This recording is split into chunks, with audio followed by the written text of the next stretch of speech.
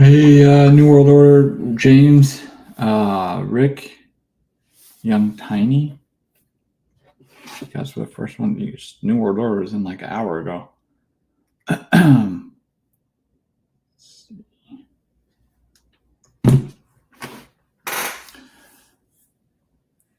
Hey, Marco, thanks for joining. Thanks for being a member. We'll get people in, and then we'll get Reggie in, and then he'll get his guest in tonight, and then yeah, we'll go from there. Let me just adjust some stuff.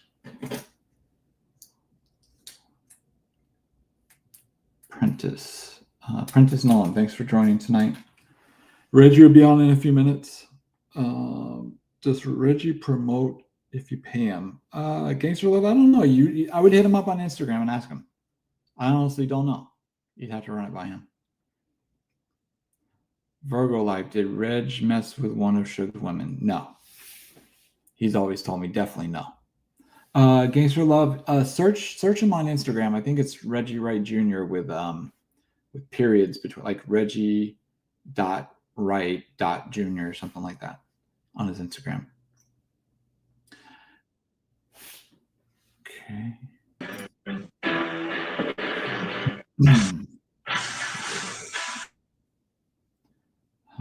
Okay, bombers. Let's see. Michael James, thanks for joining. Flair Shay, thank you for coming on tonight. Okay.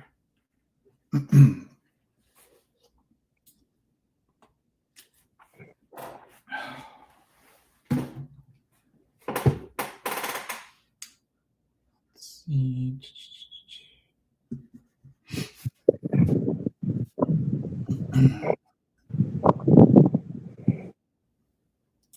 Joshua from Fresno, thanks for joining tonight.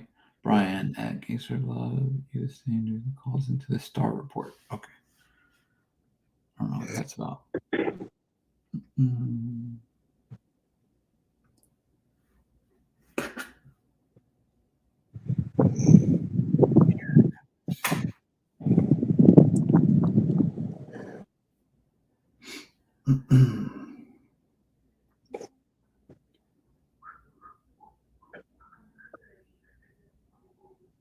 Oh yeah. What up, John? Hey, welcome back. Yeah. Welcome back. Yes, sir. Yes, sir. It's been a minute since we did a live stream, huh? Yeah, been a couple of weeks. Yeah. Oh man, so we got Chris Gotti, Gotti brother coming on. The underboss, as I call him, the Murder Inc. We call his brother the boss, but the underboss, the number 2 man. Some was calling him the co-founder. So we get some stories from him. He should be coming on about 7:15, 7:20. And so, yeah. So that's what we're gonna do. We're not gonna make it long. We're just gonna interview Chris, get some good Murder Inc. Death Row stories and stuff like that. So hopefully y'all be respectful.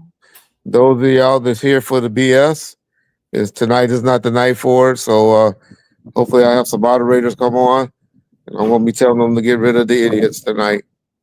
And so, or hopefully John, I'll be work around. the idiots because this is not the interview for the idiots tonight. So yeah. What up, Rick James, Young Tiny, Brian, yes, Eric G, Jonathan, what's up? Don't nobody say that but like Mr. Reggie, okay. Joshua Hernandez, Gangster Love, Smoke Dog, Rick James. How y'all like that? What up, Prentice? Hope all's well, Marcos. How y'all like that? That Queenie interview? I thought it came off well, huh? She did a good job. Yeah. AJ Park, Eric G. Okay.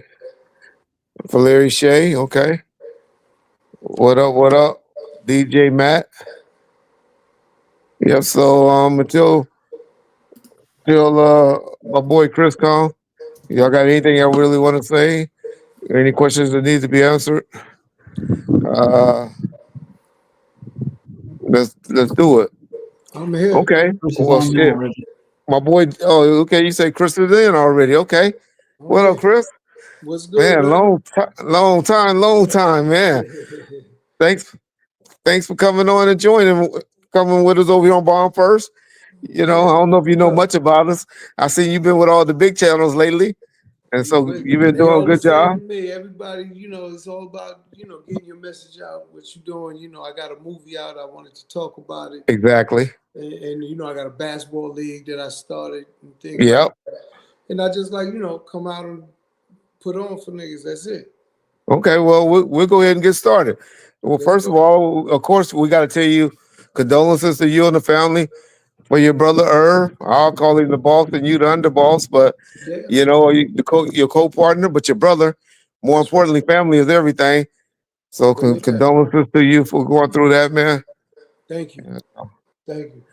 And I'm in this room right now. uh-huh. I got an office just dedicated to him and my pops. Okay. So I'm in here doing this interview right now here. Oh, shit.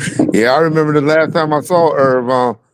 It was actually at the Four Seasons Hotel, and I was with Suge when we had reunited back because me and him had fell out for a minute mainly when you and Suge was and Irv was running around in like 2002, 2003, and but me and Sugar got back cool at the end, went through his bankruptcy, so. And I had went over and asked her to get Sugar room for a couple of nights at the Four Seasons, Mm. and he took care of it. Yeah, Yeah, that's what's up. yeah. But anyway, so we get right into it right quick. Come on. We'll go into your movie. I heard you got a nice movie with one of the NBA players in it. Lance Stevenson, Lance Stevenson, Crazy Lance. yeah. He was a pick of mine because the movie's called Ballin'. It's about a basketball player. Okay. And the question is when you get these newbies, can they act? Will they be able to pull it off? He pulled it off. Yeah. He put in the time and the work. That's the crazy part. That's what he had to do. He did it. And I told him it's no different than if you want to play basketball, you had to go put in that work. You want to act, you got to do the same thing. Correct. Well, And he did it. And again, we got a movie. We're #1 right now, 4 weeks straight on Tubi for Black independent film. Not the films they pay the money to. These are the ones that like they didn't buy my film. I own it completely. okay. They have Tubi originals where they pay for it. Those are different. They get a bigger number because they push And they Tubi give some market. advertising. Yeah, they market it. Yeah. This is completely independent. We over 4.5 million streams right now, 4 weeks. Oh, okay. So we doing our thing right now. So Him and I know my boy Safari is in it as well. Heard he did a good job Safari. with. Let me tell you something. Safari, he's someone that for me personally, if you don't know the man, you see him on his Love and Hip Hop and the way he's portrayed, and this dude's a good dude, man. And I hate when people don't understand or know people like that. Like he's a good person, like human being. Fuck all of that other bullshit. We're in such a fake world where niggas think they something and they not really what they are, whatever it may be. This nigga's a Yeah. good, like he's a good dude. And he was acting on Love and Hip Hop. They give you scripts basically. Correct. Reality TV show, they telling you which way to go. Correct. The producers be telling you. Yeah. He was on that shit for 10 years, and he did not only New York, he did LA, Atlanta, he did all of the different areas. He's, I think, the only one on Love and Hip Hop that actually carried over to every different city, which is dope, But at the end of the day, he came in, he put in the work, and you know what? When you shooting a movie, you get days off. You don't shoot every day. Your parts are not every day. My cast was there for every day. Shout out Brenda Paulino, Rebecca Beaumont, and Trey Chaney from The Wire. That's the main Okay. cast there. And Vic, of course, I can't forget Vic. She was dope too. But that's the 5 that really carried the movie. Those are my 5 main characters and stars, and they did their thing, acting and the camaraderie on the set, and just putting the movie together versus like music is totally different. The vibe, the the length of time, even though it only took me 17 days to make the full movie, to shoot it all, we got it done, you know. And at the end of the day, it's promotion time, and it's paying off because we're #1 right now. Already on top, yeah. Yeah, I love what y'all did with Tales in the Hoods when y'all was doing that on BET, and I yeah, was yeah, hooked on yeah. that, and I was, You know, and Tails, my brother, that was his vision of what yeah, you know, he wanted to portray the music that we make. You out west, so our first season, one of the main shows we did was "Fuck the Police." You know, the NWA joint, yeah, and it got critically acclaimed. It was #1, and what he did was he switched the roles, okay, meaning the people in the hood was white, the cops was all black. all black, okay, And you know, every time I tell the story, because Irv is a visionary in the way he sees things, and he wanted the white audience and the white community to understand what they do to us and how they treat us and how it's perceived. And he ended the show with the D'Angelo record. How does it feel? Yeah, because he showed yeah, the white kids getting killed and fucked up, and the black, you know, the police killing them. killing, yes, And then we did a he dedication flipped to it on them, the yeah, victims, that was dealt with police brutality and senseless killings and things like that through the police at the end. But you know, the D'Angelo song, when you hear that, the impact of that shit is crazy. How does it feel? Like, you get it, you catch it, motherfucker. You know, he took it from what's the movie, A Time to Kill, when Matthew McConaughey, he said, close your eyes, and talked about the black girl that was being raped and tortured. And he said, now imagine she's white. That's correct, that's what we wanted to put out, and make people understand and feel, you know. People don't know, they see me and my brother, we light-skinned brothers, but at the end of the day, my father was Trinidadian and Filipino. My mother's yeah, black.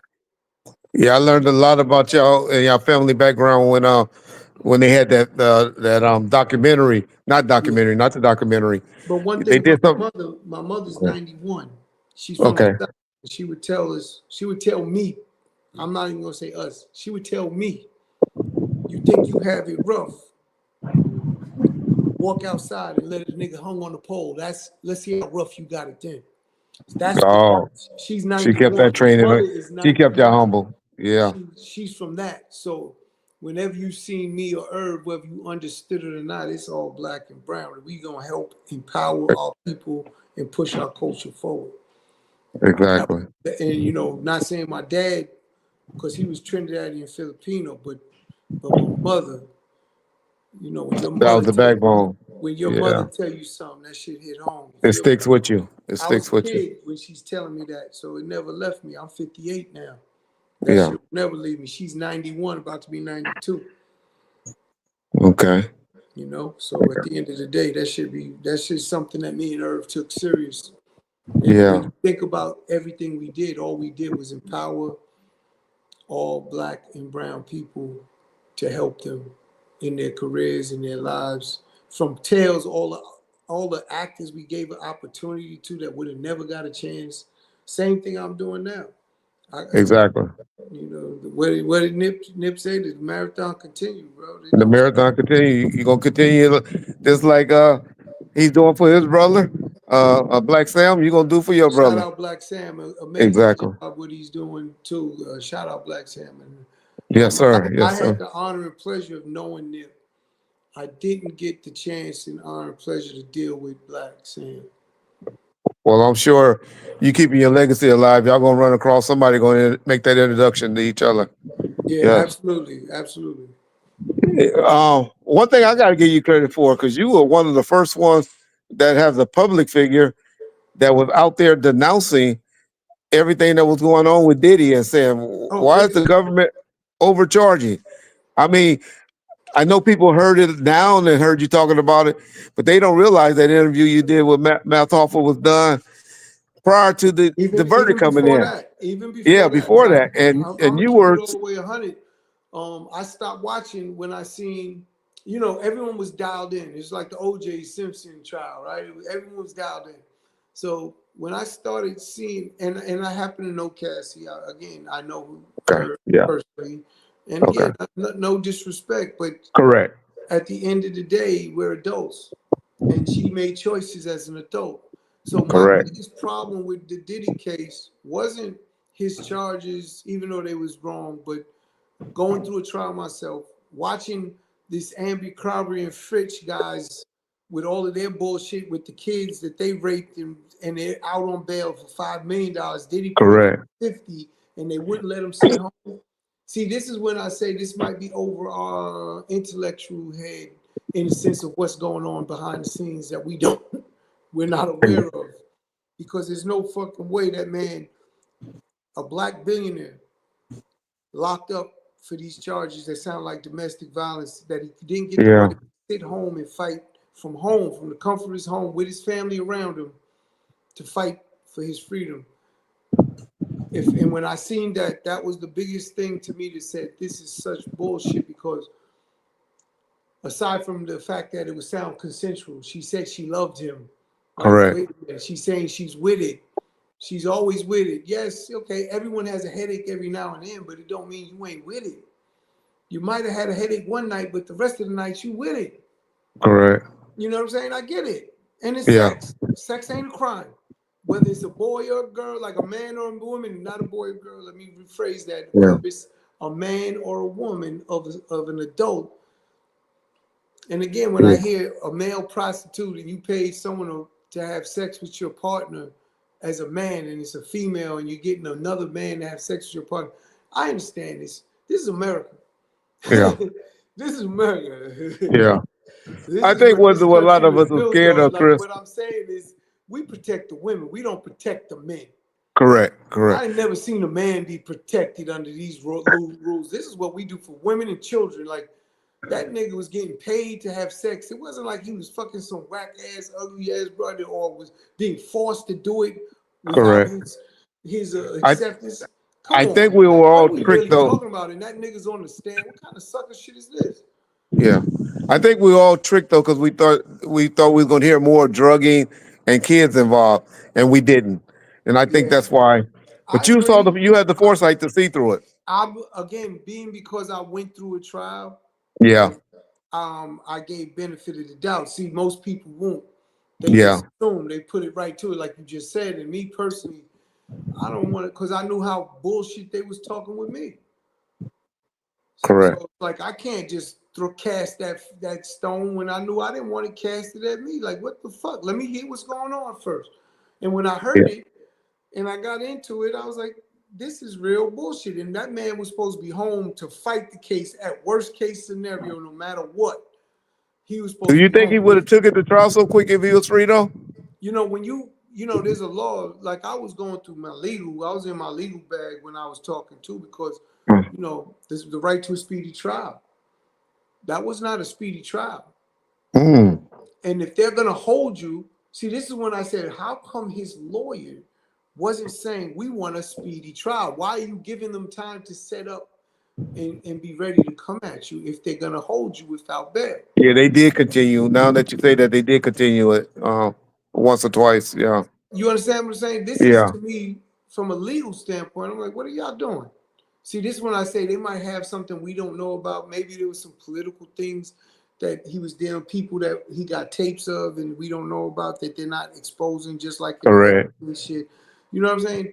You Yeah. got to read between the lines, because some of these things just didn't make sense for him It to did have make such sense to why they great legal. charged. Yeah. You know what I'm saying? For him to have a Yeah. legal team that's supposed to be so good, like, what the fuck, nigga? That's the first. Like, let's get to it. Don't set up, nigga. I'm ready. I didn't Yeah. do shit. Let's go. Well, a lot of people say Puffy beat the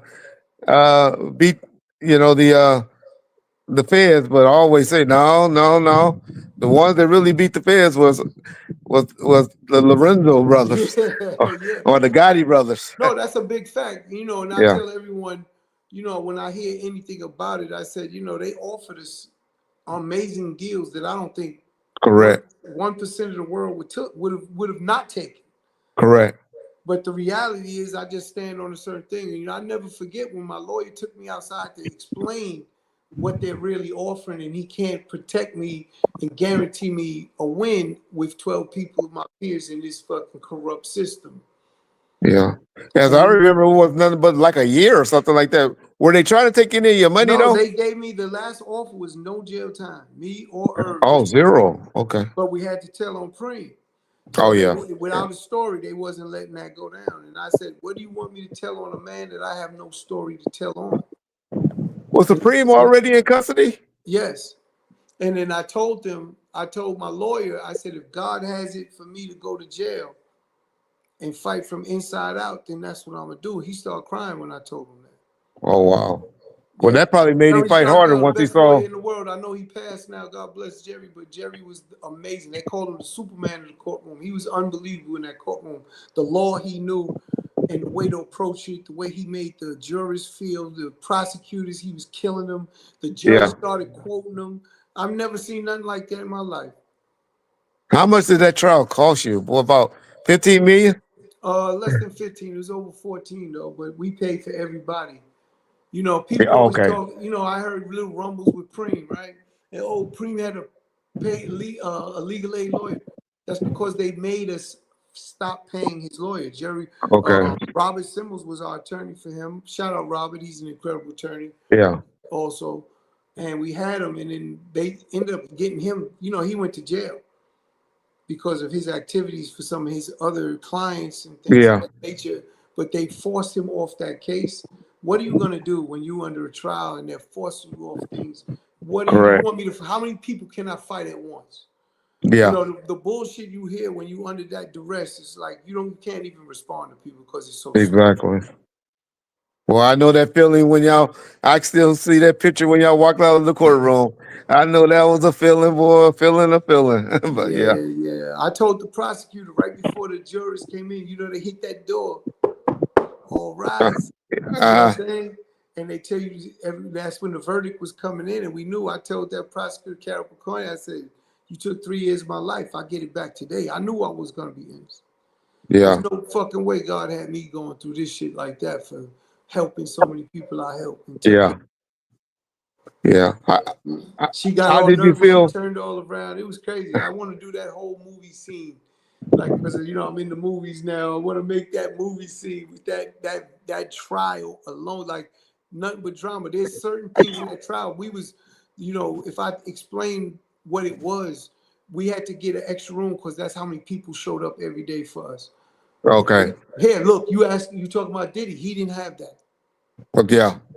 You know why? Because they thought kids was going to be involved. Exactly. People don't want to stand next to someone that they think is a pedophile or fucking with kids or raping girls. They don't want to stand next to you. We'll stand next to a killer. Yeah. We grew up with him. We stand next to go to court for this nigga. We knew he murdered all you. Where we coming to fucking support you, nigga. It's all good. But you crossed that line, and that's what people didn't understand. And that's why none of the celebrities came next to him. Only Kanye. Only Kanye, yeah. Only Ye. And again, shout out Ye, but you know, that's the reason I do hear it and understand. No one's wanted, but I had such love and support. They came out, they had to have a whole nother room. But inside of that trial, you know, there was a day that my pops stood up on the prosecutor. I told my pops, if you move, I'm gonna have to go to jail for real because I'm gonna fuck these niggas up. Like, but she was laughing. She was laughing in the courtroom. And she called the bailiffs over, and I told the bailiffs, "You touch my pops, it's on, nigga." The whole courtroom stood up. All my niggas was ready to go crazy. Like, I'm telling you, the movie is crazy. If I make the movie, all my niggas stood up like what? Like going crazy. I had another crazy story. She was enamored with the nigga Phil Ivey. I managed Phil Ivey. I don't know if you know who that is. That's the poker player. Okay. He's a black dude, poker player, best in the world. Promise you. Go Google him if you don't know him. Look him up. Shout out Phil. Yeah. He's there every day for my trial. She goes crazy. She turns and looks at him like, oh my God, is that Phil Ivey? What is he doing here? I told Phil, you better go take one for the team, nigga. Say it ain't nothing but a misdemeanor. I'm telling you, the court scene for the trial was unbelievable. All the things that went on, and you know, and then when you mention when we won, if you look at my face, I'm not really smiling crazy. The reason I'm not is because my mother, she couldn't stop going, like making this noise. I thought she was gonna have a heart attack that day.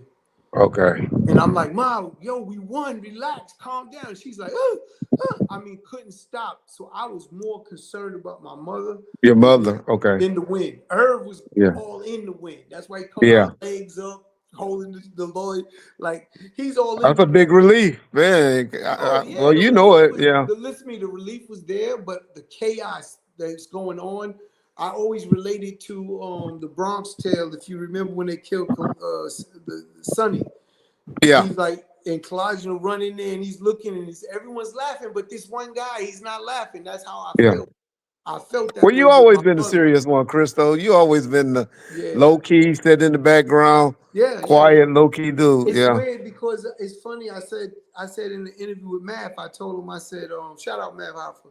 I said, I feel Irv's with me right now. If you understand, because I never wanted to do this shit. I just want money.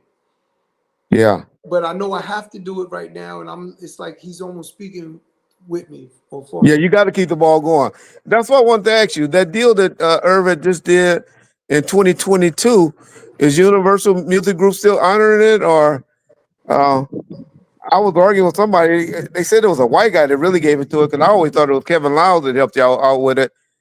But I think my boy, it wasn't Universal. It was a company called Iconoclast. And you're talking about the sale, yes? Yeah, that and the distribution. I thought it was like a sale and the distribution to do movies, and they're not correct. They're not honoring it. We're actually they're not. There is listen, they're gonna have to, but this is big bank take little bank. This is what they do. Okay, they're trying to take what they can back, claw back in this bullshit, but we're gonna win because we're on the side. That's just the facts. I don't want to talk more about it. Gotcha. But it's not just what it was. As soon as he passed, everything they want to try, any angle to try and claw back what the deal. Gotcha. We'll get off that subject then. Yeah. It's crazy, but that's corporate America, white corporate America with black corporate America. Nah, they don't mix. They're not playing. If we talked about Diddy, the Diageo shit has a lot to do with it. Yeah. I have an expression, pigs get fat, hogs get slaughtered, that I always keep in my mind in corporate America. And there's probably a part of me that says, when I analyze the whole Diddy thing, and I'm not talking against them at all. So Diddy, if you hear what I'm saying, I'm just saying, you did, pigs get fat. They gave him a lot of money for doing wrong, and he came back to get more. So then they feel they get greedy like a hog. That's when that expression comes into play. A pig gets fat. They said, here, they gave you a bunch of money thinking you being a pig, but still, here you go. And you like, wait, this is the real number. Want more. Yeah. That's not the right number. This is the right number. Now you're a hog. They looking at you like a hog. And I feel they came at him with all of this shit. Wow. Yeah. Yeah. Well, it's obvious if things that don't come up that, the people are alleging in these civil suits. And I'm glad Vlad is starting to call them out, and meaning that attorney Busby is saying, hey, if obviously you lied, you're full of shit. Where are these suits at? These are vultures. These are culture vultures. These are niggas just laying on the sideline waiting, ambulance chasing niggas. I look at people in a different lens because I'm gonna eat what you kill. I went and got it from the mud. My brother got it from the mud. We didn't prey on someone else to take it from them, to get it from them. And that's what most of these people, that's how the only way they know how to do it. They know how to, harp on something, to jump on somebody's success to get their success up. Got you. Let's talk about your basketball league, because I love what you're doing on that. And then I want to tell you about something. I think that shit. Yo, Ray, I love that shit. I got something I want you to come and invest in next year. I want to try to hook you up with them, because I don't know if you know my boy that run the Drew League in LA. Man, they had a hard time this year. Hold on, you said your boy. When I tell. Huh? Isn't it a female that runs the Drew? Well, that's the daughter, but the daddy. Okay, running it.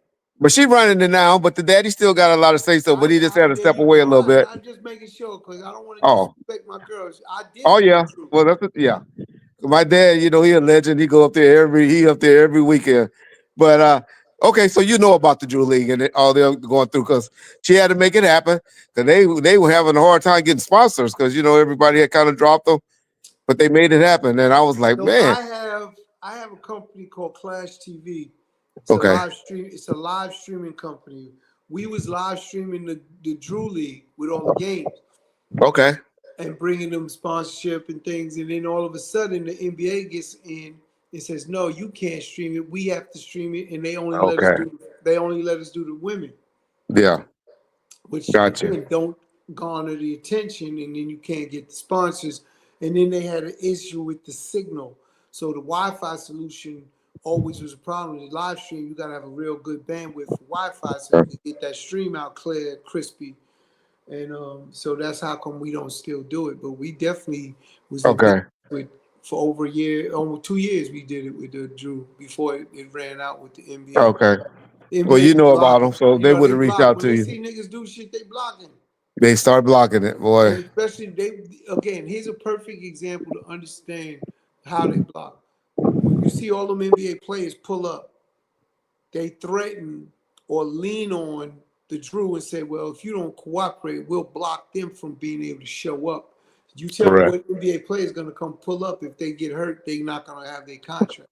Correct. It's not worth it.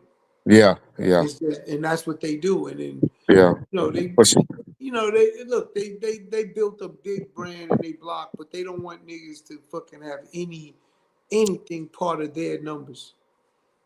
exactly. So Yeah, I started well, my own league. So that's why I okay. started my own league. Fuck them niggas. Yeah. So So I you're doing started it what I on call the East Coast in New York, right? yes, but we're looking for investors. I put up the money, and me and a couple of my partners, we did it, and I built out a business. I beta tested it first. So when you think of Okay. why did I beta test? I'm 40 years inside of street basketball, first and foremost. Okay. I helped build Rucker with Greg Marriott, Okay. God bless the dead, and I helped build Dykeman with Ken Stevens at Dykeman Park with adding in value. Now these dudes are the founders that did all of this blood, sweat, and tears. I just help with certain little decisions that help move the needle. So I'm very aware of what it takes to build out these brands and these outlets. So I've seen it from ground floor to where it became and where it's at now. And I have the blueprint. I understand it. So I said, when I look at the NBA, you get 64 jobs every year. That's it. Yeah. 64 opportunities. And now with the emergence of international play, out of 64, let's say 25 or 30 goes to overseas players. Oh, yes. So now you're losing that 64 down to half, let's say. Let's just call it half. You're getting 32 players from the – think of all the colleges and all the players across the country that are playing D1 basketball that can't get to the NBA. That is nice. And then if you don't have the right agent, you have to go overseas. You miss that opportunity. Now you're working at McDonald's or something as a manager. No, Enterprise, because they have a program for like collegiate athletes as a manager or something, and you're not really chasing your dream like you used to in basketball. To me, I open this up in New York because there's so many players I see in the parks that I'm in that is D1 players, led the nation in scoring, all of this shit in college basketball, and now they have no job. Correct. So now when you got a job, you can come to shout out what you're doing. And also I love what Ice Cube is doing with the older players. Listen I to love me, what he's Ice doing. Cube, incredible job. He has again, I love what Ice Cube's doing, the older players. The reason it works, they have names already. They're celebrity already. Yeah. So people already recognize out the rip. Yeah.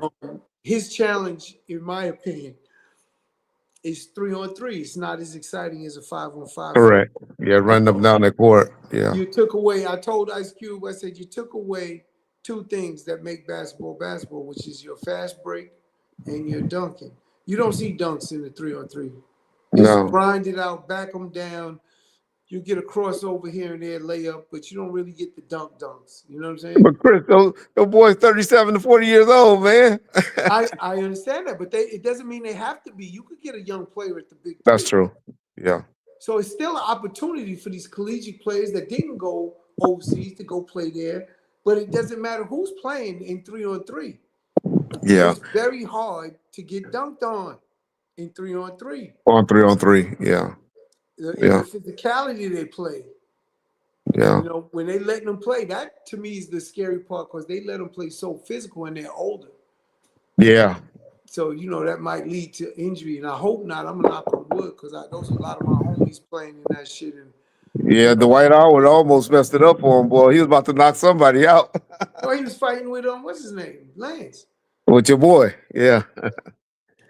Yeah. Well, I don't think he would have knocked him out.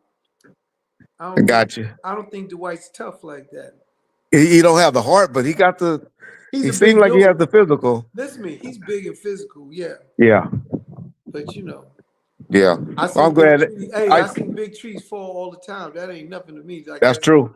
They just make a big. They just make a lot of noise when they hit the fall. When they fall. Yeah. Okay. Well, we definitely not gonna talk bad about Lance because he was a Laker for a minute, and I like Lance when he was over there. Lance will make him dance. Come on, man. I don't know, but I found these. Hey, Google, stop. Sorry, my Google tripping. Okay, go ahead. Jumping in.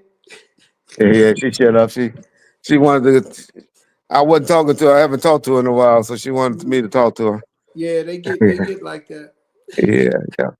Okay, so we talked about that. So, hey, I'd like to do over here where the people, because most people just do interviews where we just take questions.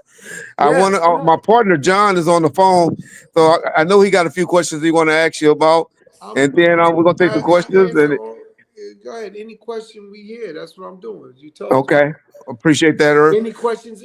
Questions about the movies? Even better. If you've seen it, talk about it or whatever. That's even better. But any questions? I'm a businessman, so I really take pride in educating people in things that in the business. Yeah.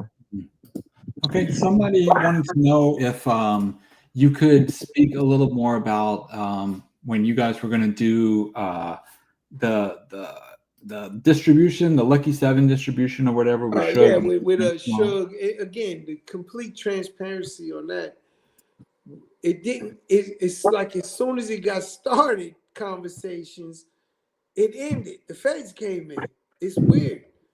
Now, myself with my brother, with Jay Prince and Suge Knight, we probably had just a couple meetings in person. The rest was through phone calls and just trying to get it solidified. And the premise was Suge would have the West Coast and get the artists and the record labels on the West Coast to be part of it. And we was getting labels to pay.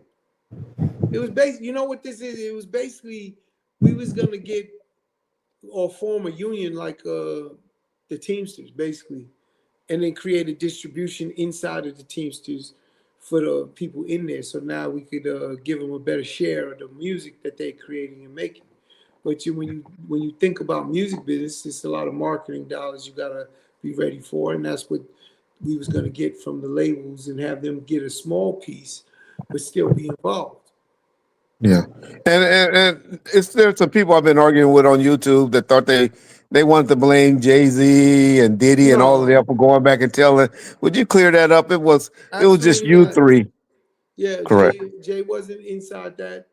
It was and again, if you go get I think it's The Power of Respect with Jay Prince's book, he talks about it in the book. He doesn't mention it with Jay-Z. Exactly. He totally agree with you. So it's not just me. You could go hear, Suge is locked up, but Suge would say too. It wasn't Jay. It was us three. And correct. That's what I had always heard as well. Now, but the main thing, did Herb tell Jay and Dame about things? Of course, and Biggs. Yeah, we spoke. That was family. But yeah, gotcha. Just tell him what we doing, not like he's sitting there like, oh, I got. It wasn't like they were at the table involved. Correct. No. Okay. There was an incident with that you talked about on an interview I saw at a hotel where Suge tried to, and you and Suge had kind of, you had to back him down a little bit. Do you remember that incident? Can you talk about that a little bit? Yeah, okay. Look, I don't harp on the negative, and me and Suge gotcha. became very that play, in my opinion, is what made me and Suge get very close. Okay, got closer. Gotcha. We got closer behind that. you know, he probably didn't realize who I am and maybe some of my capabilities from that Correct. standpoint. But he was in New York talking about to Kevin Liles. So you could check again. I like when I give you things so you can go fact check. But he was in Def Jam offices at the time talking to Kevin Liles, telling Kevin Liles that Ja Rule is his artist, or he's gonna take Ja Rule or something. And Kev called me from his bathroom phone in his office saying, "What happened in LA?" And I'm like, "Nothing." He's like, "Where's your brother?" I'm like, "What's wrong? You sound crazy. Like, are you okay?" He nervous. You can feel he's under pressure from Suge. And he's like, "What happened?" I'm like, "Nothing happened. I was there. We was at Enterprise Studios. I was there." But next thing you know, I call after we get off with Kev. I tell Kev make sure he stays safe, and then I call my brother. And I say to Irv, "Yo, Suge's in New York talking about Jazzy's house." He said, "Get the fuck out of here. He wouldn't do that shit." I said, "You mind if I go see him?" And Irv said, "I don't give a fuck what you do. I don't care." Yeah. So I found out where he was at. He was at St. Regis Hotel. You know, Okay. if you're on the West Coast, if anyone ever comes to New York and go to St. Regis Hotel and Yeah. you're of color, you understand what happened that day. Yeah. Yeah. Okay. This is like one of the white hotels in New York City. Yeah. Top of the line. Yeah. But old white money. St. Regis Hotels, right on like 55th and 5th. Yeah. In the heart of Manhattan, in the city, Midtown. So I go to the front. I go and pick up a few of my homies. It's probably about 25, 35 of us. I don't remember. And I go in the hotel with about 10, 8 of us.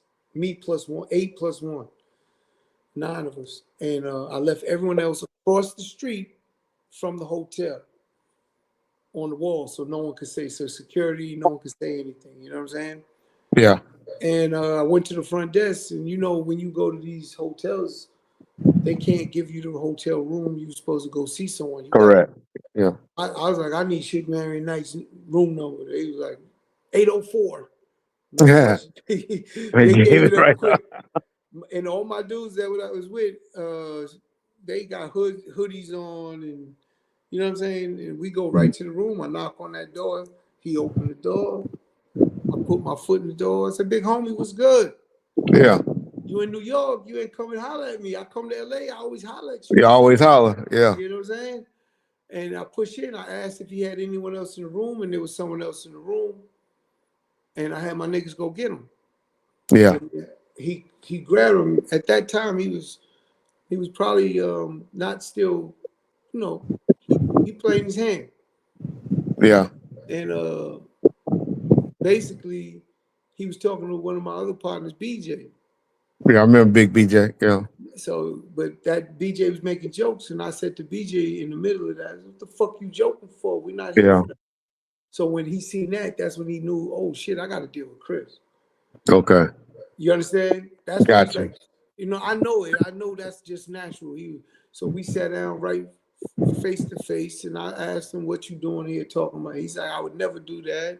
Yeah. I'll fuck Kev Lyles up, fuck Kev Lyles." And I was like, "I know that's not what I'm talking about. I'm wondering Yeah. why you're here talking about murdering." I said, "I would never go talk about death row artists to anybody without talking to you." Yeah. And then I just let him know that's how we feed our family. You know what I'm Yeah. saying? Yeah. This is how we feed our family, my nigga. You know Yeah. that. Like, do you understand that? And he's like, "Of course. Fuck Kev, we get back." All right. And I said, "I'll see you on the West Coast." And I leave. And we get up and we leave. And I waited across the street for him to come home so he could see how many people I had with me. Okay. So when he came out the hotel, because he was packing his bag to leave, when he come out the hotel, he see me, he said, "I'm gonna see you in LA." I said, "You will." And we ever since then we was better than before. That's good. You know what I'm Because the saying? time when I met with you guys in like 2001, it was all love. You know, when we came to the No, it studio, was, the listen first, to me, it was, I yeah, look this at it was like like this. 2004, I look at it like this. Suge Knight is a predator, yes or no? huh?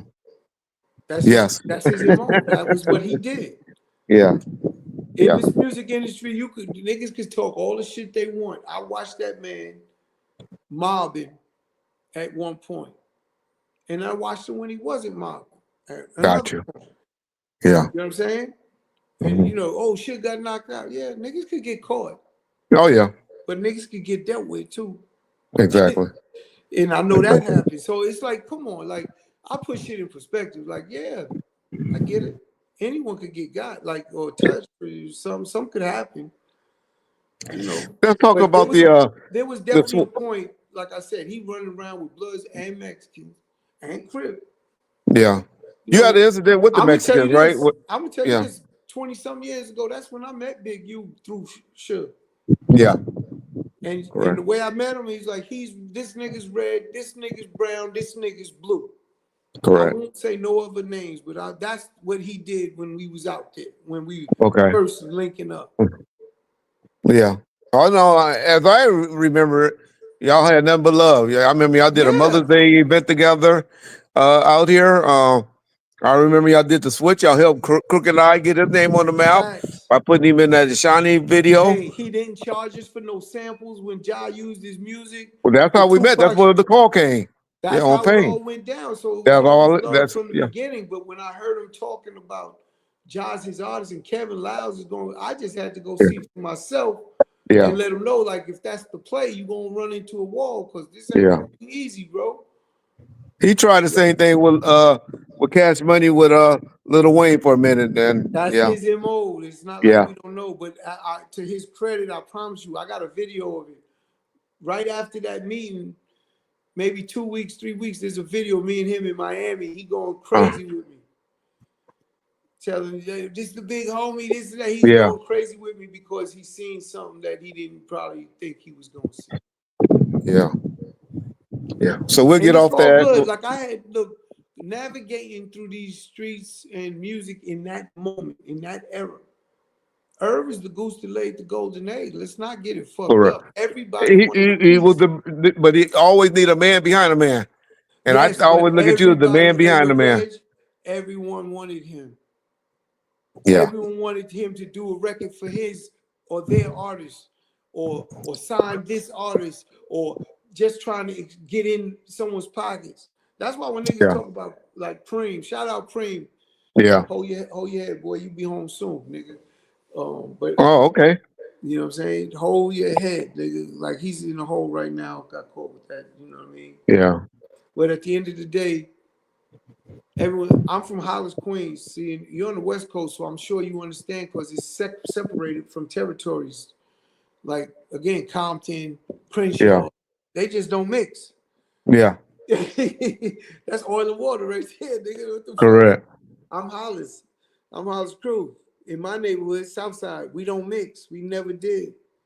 Preem is this king in Southside, so they never understood how we was fucking with each other.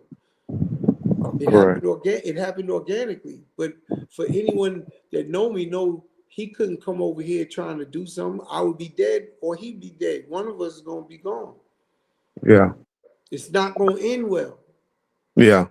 That's just how I give it up. Like I stand on shit and that's it. It's like, and I don't act like I'm some super tough guy, but Yeah. god damn, I'm a man first. I'm never gonna be anything but.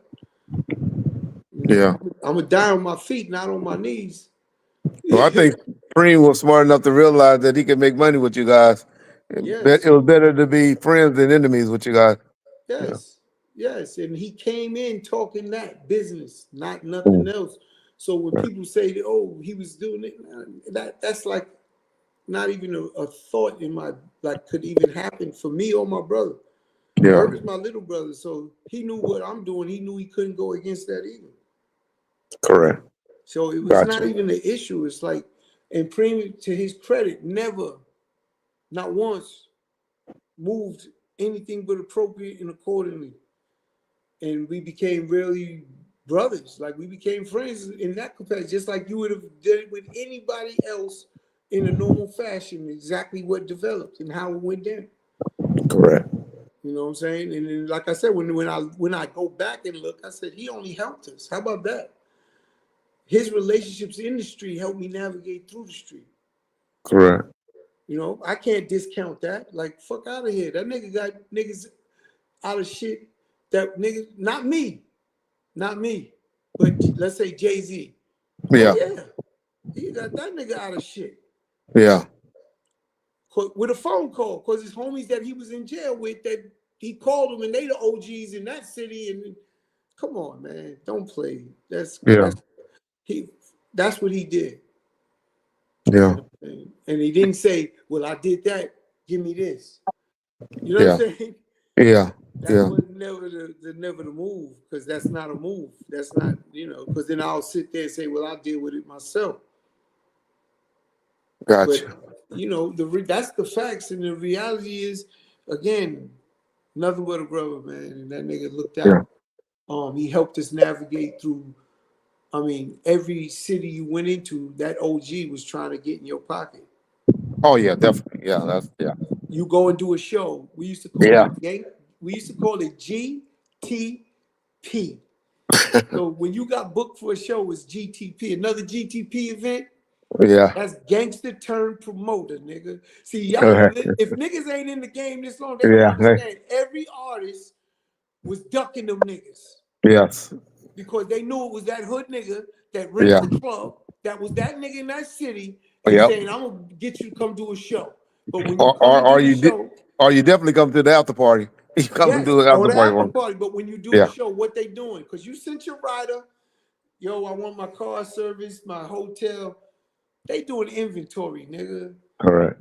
They looking at you like food, nigga. Oh, he got 4 niggas. No one got no guns. Niggas got jewelries, got Rolexes. They counting.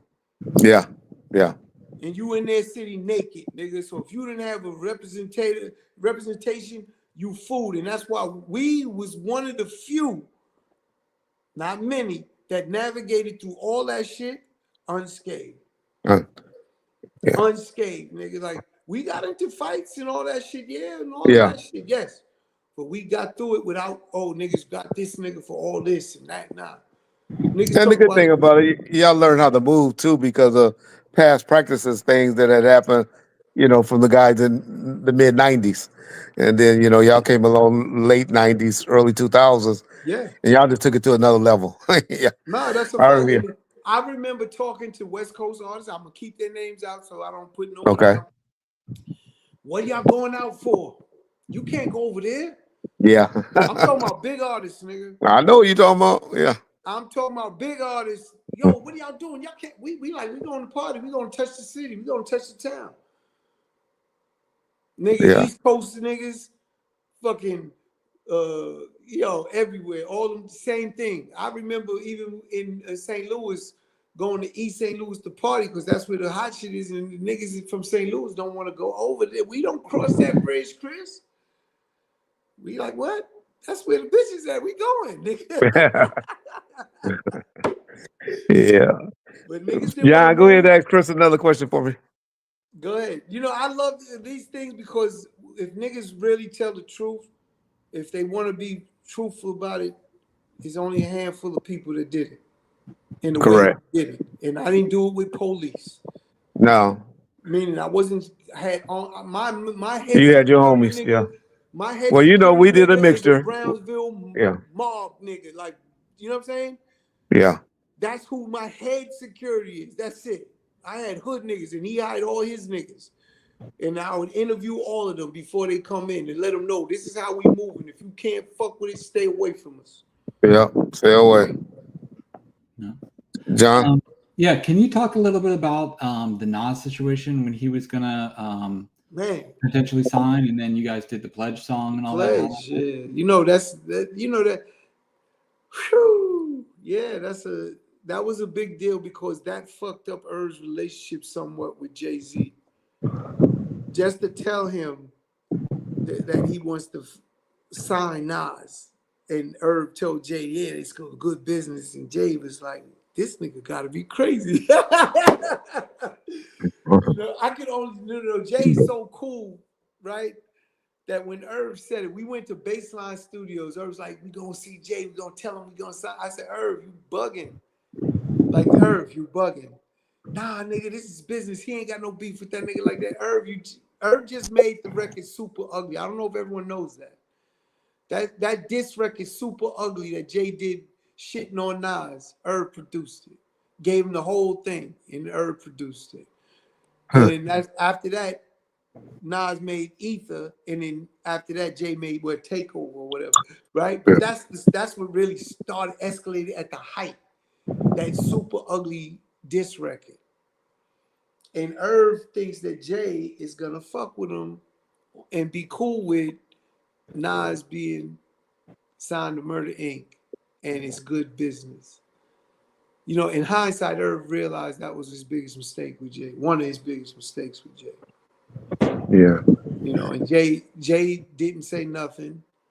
Jay said, yeah, he just shook his head, but he's staring at him with that look like he can't believe his man is asking him to do this. And he looked at Irv and was like, yeah. And Irv turned to me, I told you. And I'm looking at Irv like, are you crazy? You don't see this nigga's face? You know what I'm saying? And Irv's like, Yeah. I told you it's just business. He ain't mad. It's not, you know, on that kind of time, that beef, it's only rap. Yeah. You know, and I could only imagine Jay if he was to ever talk about it, the hurt he felt. That he really felt. You know, Jay-Z got record. Look, I'm gonna give you even deeper. Jay got a record on the. It's on the.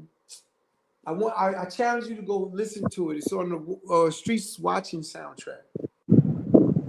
And he says in one of the songs, I forget. I'm bad with titles and names of songs. He says, "Gotta consult Irv Gotti, y'all." And then Irv comes in and says, "Heads got to roll." He removed that after that Nas shit, so it doesn't After the exist. Nas. So he didn't want to consult Irv Gotti no more. But he used to be. That's how deep this shit is. It's mentally deep. Like, you feel me? Like that. Just think what it takes for him to go back to his original, the master of that record, and say, "Take that shit off, remove that." Yeah.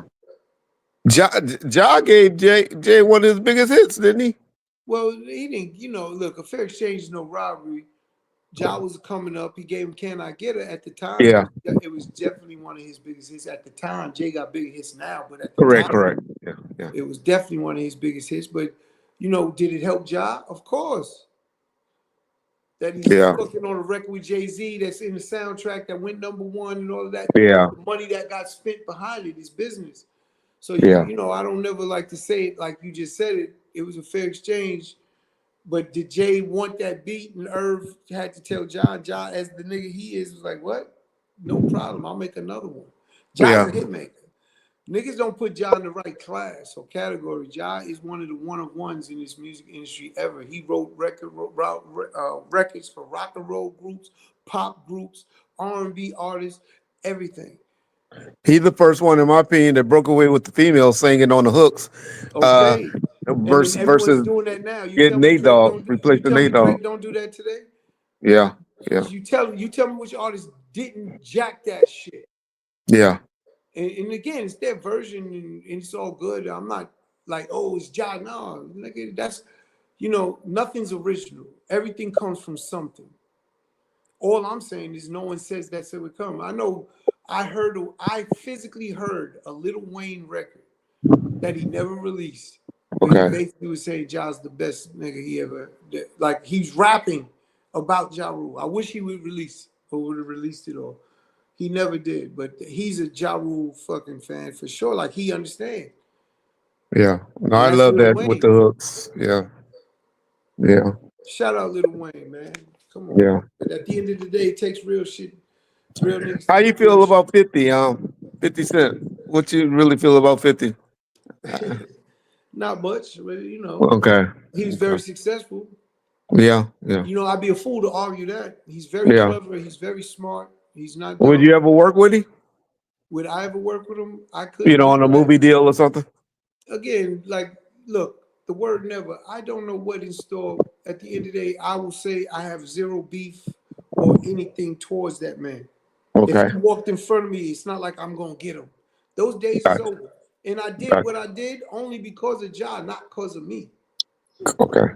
You know, in order to have that vibe that everyone wants you to have and push forward and try and sell, only because they don't understand life. They don't understand that in order to be in that kind of mindset on some real shit, you have to have some real deep connections with the nigga or something.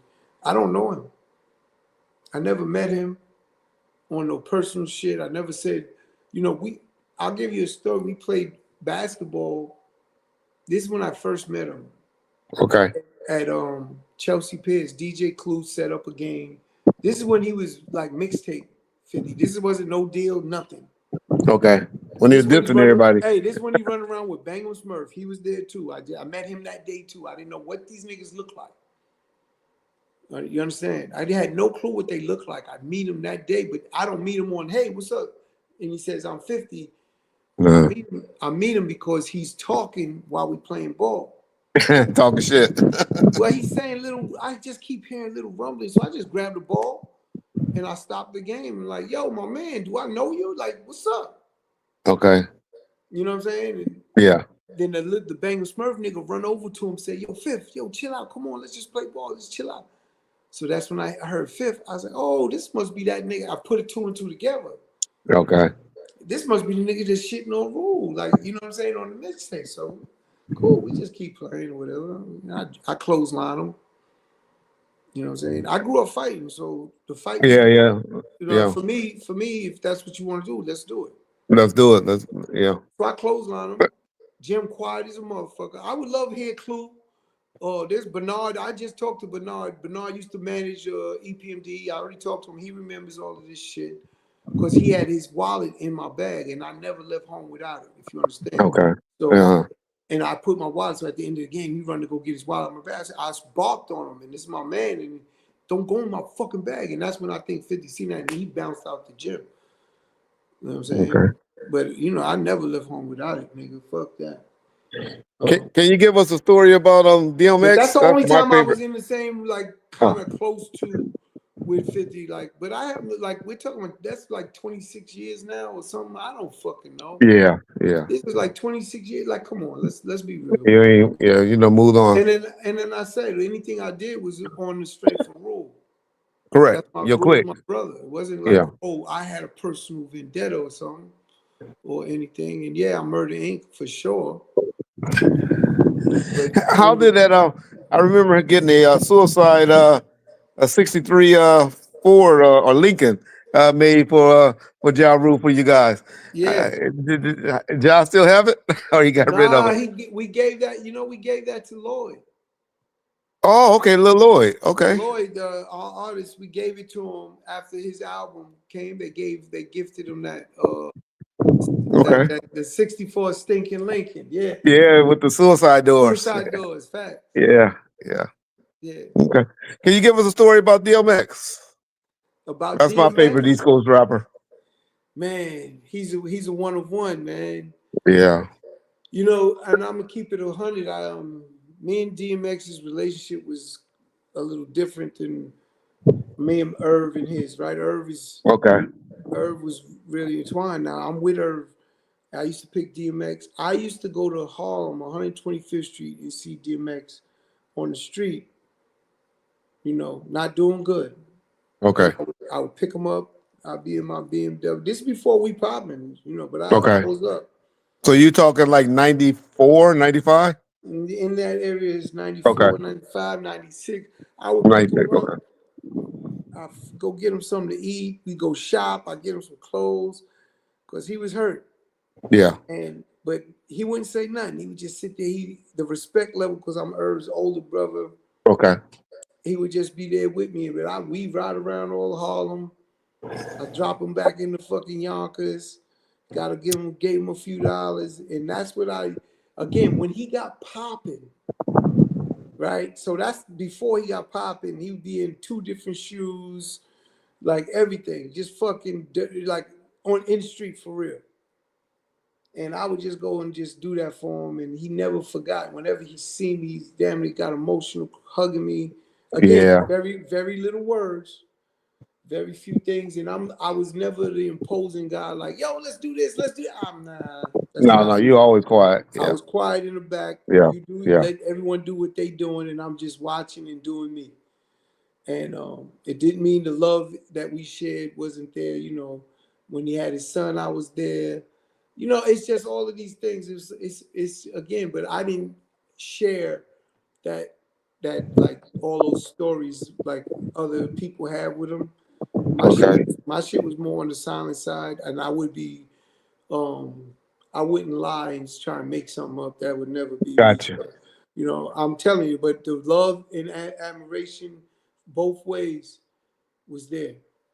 Gotcha. Let me ask you this, and I'm going to touch on a touchy subject, but I just got to ask you: people that to reached out to you or the family for Irv, like a J Lo or Leo Corn or any of them.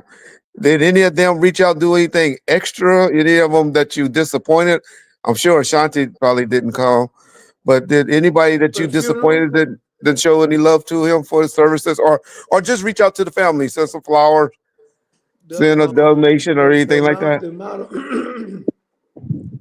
the amount of we didn't ask for money or nothing, so Well, of that course, yeah.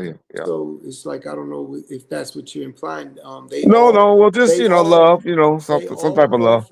they all expressed an outpouring of love, and Okay, good, if there's something they could do, let correct. let me know. Not all of them, most of them. Could you say who did and who didn't? Just so I we'll know don't. who showed love, or you don't want to offend no one. I don't. I really don't.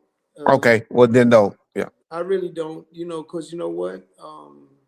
I just Everyone think just people like Leor and J Lo and all of Leo. them really If old. Leo did, he showed up.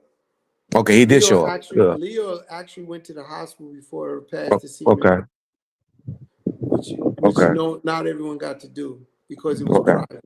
And I don't even know how he got past security, but he did. White Jew, but okay. Yeah, yeah. Yeah, It has its privileges. yeah, yeah, But he yeah. definitely got past security and everything. Jay, phenomenal. Sat there the whole service, didn't budge. Everyone say, "Oh, he's not gonna come. He's not gonna do it." He did everything, Okay, okay. everything and more. So I'm mad at my. I was mad. My nephews and my niece didn't allow him the opportunity to speak. Mm. Right? Yeah, that They would have heard been it. big. Yeah, that would have been They big. was they're doing the service, but the reality is someone like a Jay should have been offered at least, and he was not. And Yeah. it wasn't my decision. It was the kids. And, the kids ran the whole service. Okay. And even when I got up to speak, if you heard my speech, the first thing I said is I'm going to apologize to them because they told me 2 minutes, and there's no way I could be up here for 2 fucking minutes. Correct. And that's how I started my speech. And I said, and I don't have nothing written, so you're gonna bear with me. I'm just gonna run through, Yeah. and that's how I handled it. But that 2 minutes, and I told them afterwards. I said it fucked me up because I'm thinking I gotta hurry up to get off the stage. And I'm like, what are we hurrying for? This is the Yeah. moment. This is the moment you're supposed to give them. Yeah. And so it kind of offset things, but they didn't ask Jay to talk. And that to me was crazy. He was there the whole time. And, Okay. even after that, calling and checking in and making sure and offered anything, of course. And, Yeah. again, in those times, what are you going to do, man? Yeah. Did Deb and Irv ever get divorced? Was she still the wife, or were they? No, Herb been divorced from his He wife. got divorced. Yeah, Okay. man, he been divorced. This is, again, all of that. It's all, everyone trying to put two and two together when they don't even understand what's really real. You know, Yeah.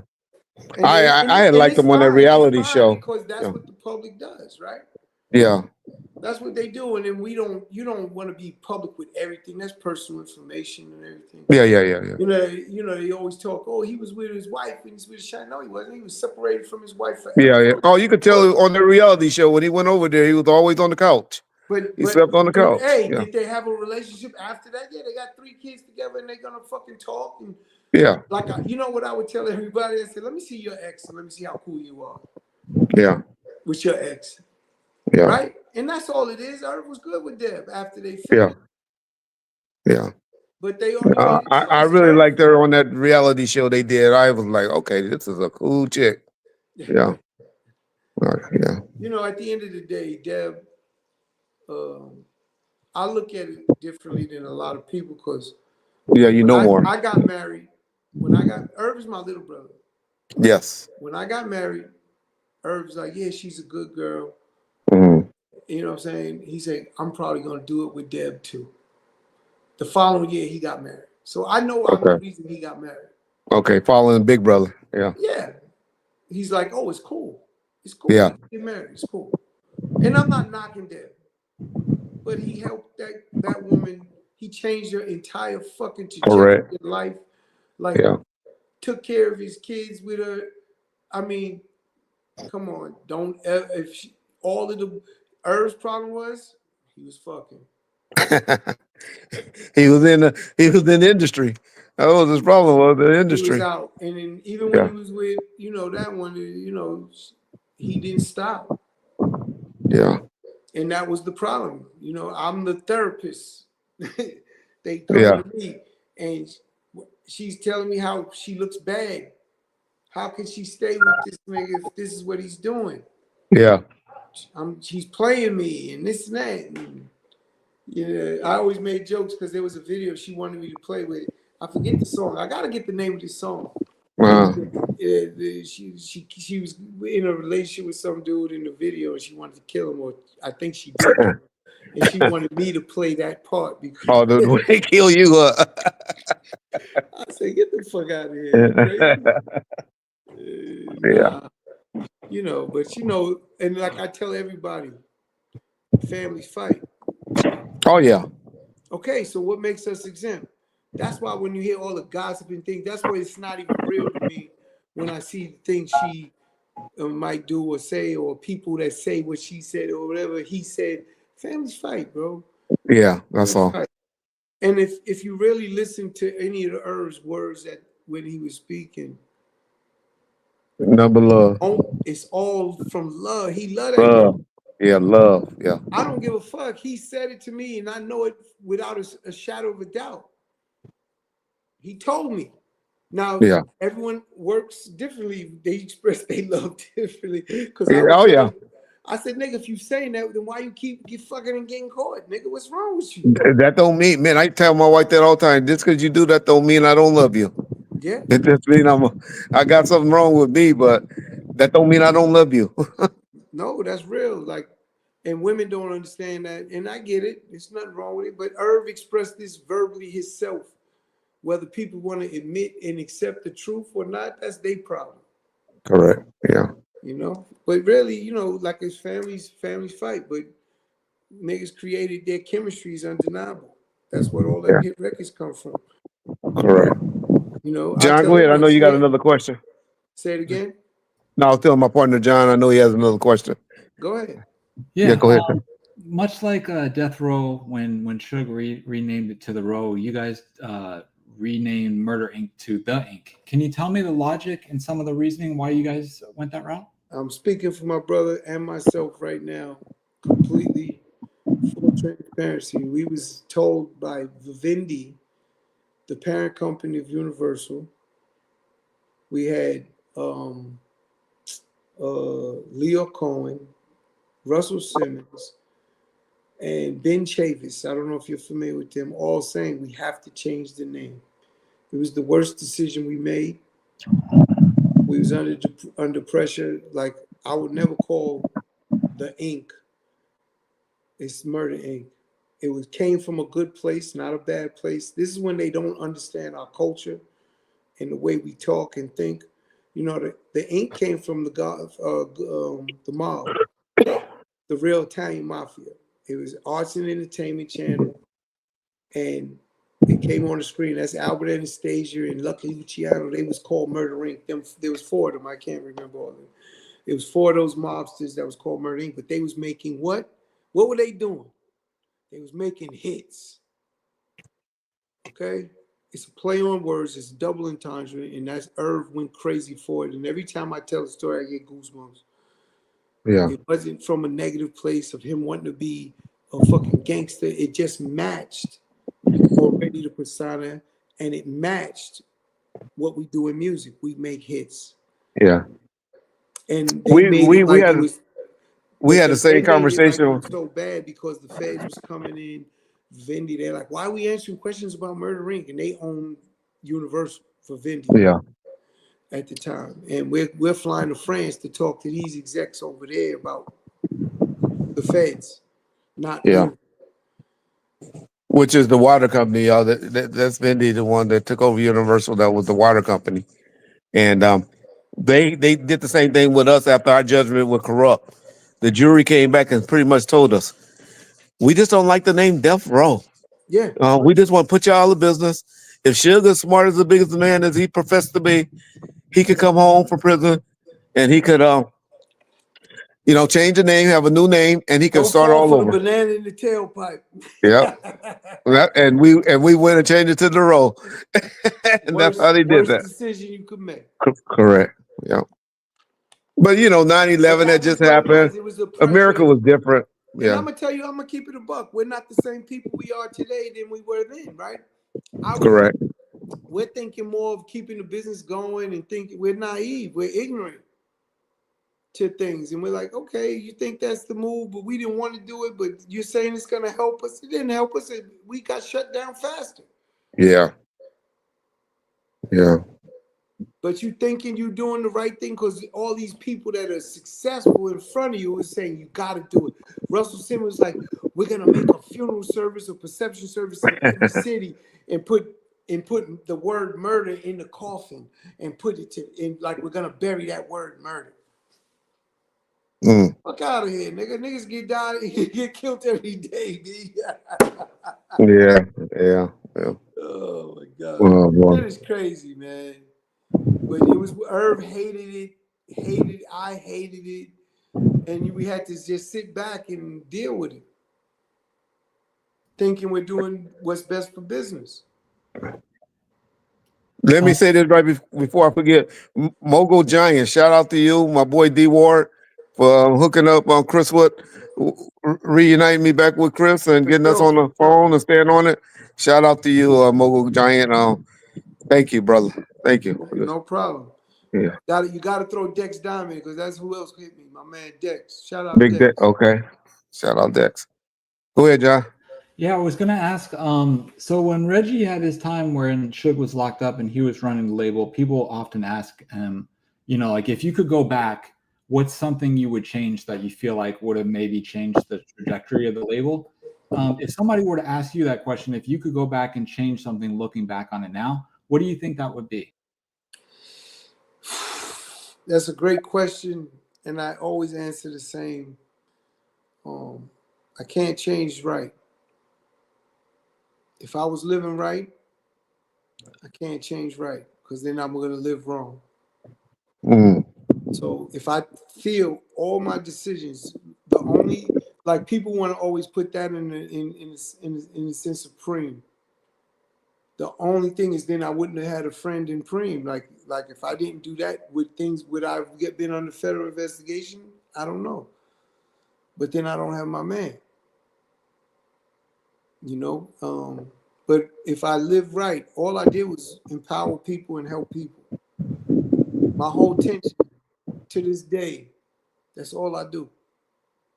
I mean, my number is crazy of how many people I helped and empowered and change their life. So to go back, see, this is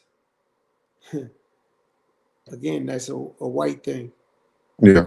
In my opinion, because white people make a different decision based on financial gain.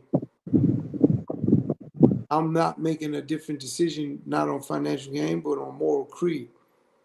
And I won't change my morals for fucking money. So no, I wouldn't change a thing. I live right. The reason I'm free is I live right. How did I beat the feds? They had nothing. I lived right. Yeah. See, if I did something wrong, believe me, they'd have turned it up. They They would had have more got you. agents. They had more agents on our case than the fucking first 9/11 of the bombing of the Trade Center. I don't know if you guys remember when the taxi went in there with a bomb at the bottom of the Trade Centers and tried to blow it up. They had more federal agents on Murder Inc.'s case than that. That's how much resources they was using. The feds used to come to my house every day to talk. Like, no bullshit. Before you guys So got indicted, I promise you, I don't know. yeah. I can't say I would change a thing because that's it. And then people would also say with 50 Cent, that's the other part to that, right? And I said 50 couldn't stop Murder Inc. The feds stopped Murder Inc. We're doing too much money in billing. Even if he stopped Ja, I could go get another artist. I could pivot to Caddy, Black Child, someone make hit records. Irv made hit records. Universal cooperated with the government against Murder Inc. Yeah. So I have no machine Yeah. to fight And anybody. they stopped paying y'all. They stopped giving y'all money. They At stopped one paying time. us. You know, that's a whole nother story. Like, but people don't want to hear that, right? They just, Yeah. 50. Listen, I get it. You're a fan. I understand. I overstand. But the reality is that Universal, if they're not moving your record, you're nothing. In Correct. that moment, in that era, even now, like think about independent artists, they ain't got a chance against a label. You need that machine. And the machine, how I explain it, is business. I was just telling you how Vivendi's flying us out to France, the parent company of Universal. That's how much money we're billing, and they want to know why. What's going on? Because they're seeing their billing slow up. But here interjects a new artist, 50 Cent. It's business, and then you understand how it flows. All he did was take my money that we was generating, and now it's going over there, but it's still in Universal system. It's not outside of Universal. Because if it was 50 on Warner Brothers, maybe they don't kill Murder Inc. They have to find a new label to fight to win that battle. But because it's all in Universal, it's just a shift. The money goes from here. Okay, it's over here now. No problem. We still got it. And when you understand business, that's all it is. So again, I wouldn't have changed a thing. I'll go right back to that. This is, you walk through life and sometimes this is your path, right? Good or bad. Yeah. I'm with it. God bless me. I'm here. Yeah. Speaking on how between the 50 Cent and you guys stuff, it was all under the Universal umbrella. What are your thoughts on the Drake lawsuit with the Kendrick stuff, basically claiming somewhat of the same kind of thing that you're referring to? Well, it's business. It's business. When I hear the Drake and Kendrick stuff, I go into Tupac and Biggie Smalls. Okay, what do I mean, right? Here are two artists that lost their lives based on music. More so Biggie than Tupac. But when you think about all the beef records that was made, that was promoted and pushed to become what it became, to actually have an event where we lost the artists, both artists. But I still feel Tupac wasn't lost because of his beef with Biggie. It was other reasons why he was not, or dealt with. But Biggie was lost because of Tupac for sure. And with that said, when you ask that question, it's been going on with Universal and Warner forever. All the labels, they do this. It's business. They're trying to generate money. It stayed in the system. Drake is now suing for the exact same thing that benefited him when it was his turn. And he won. Great move. I'm not knocking him. Great move. Get your money. Fuck these motherfuckers. Because that's the game they play. I always say that there should have been lawsuits versus the labels. Where's these activists? They always talk about gang violence. If these record labels aren't the biggest gang, what the fuck are they? They're the ones pumping all the negative shit. If we had Public Enemy today pumping righteous shit and they pushed it, it might work. It might sell. It might become hot. That Public Enemy movement was fucking historical. Like, are you kidding me? How would we never have it again? No one, anything, and they want to say, oh, they want drill music. Oh, they threw a ton of money in drill music to make sure it goes. You know, that marketing is a motherfucker. Like, it works.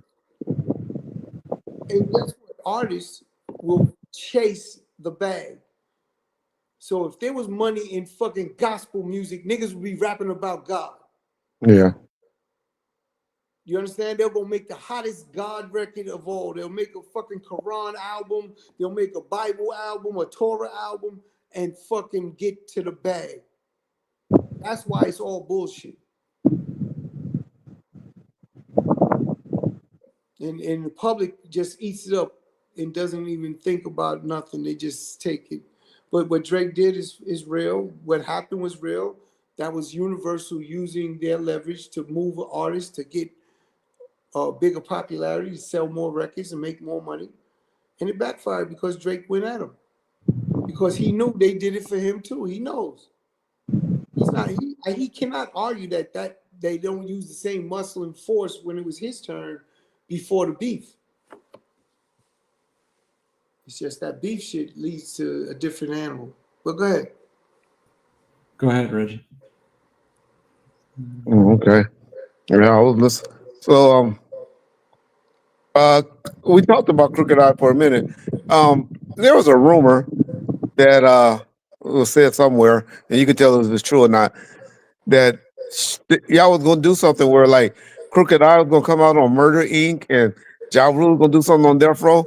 Do you remember hearing something like that? They was definitely toying around trying to help Suge Get Crooked yeah. get things moving, and there was definitely conversations about doing things like that with Crooked. Irv really liked that nigga. Like he was like, yo, and when Irv sees something, you don't know what it is he might see until he exploits it, right? It could be something small that he just sees that he's like, when I make this big, it's gonna go crazy.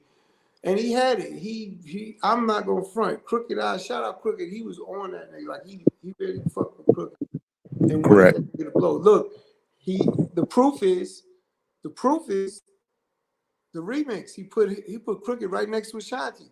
Correct. He wasn't when she doing was that on with top of the no world. artist, bro. Yeah. He wasn't gonna do that with just anybody with her.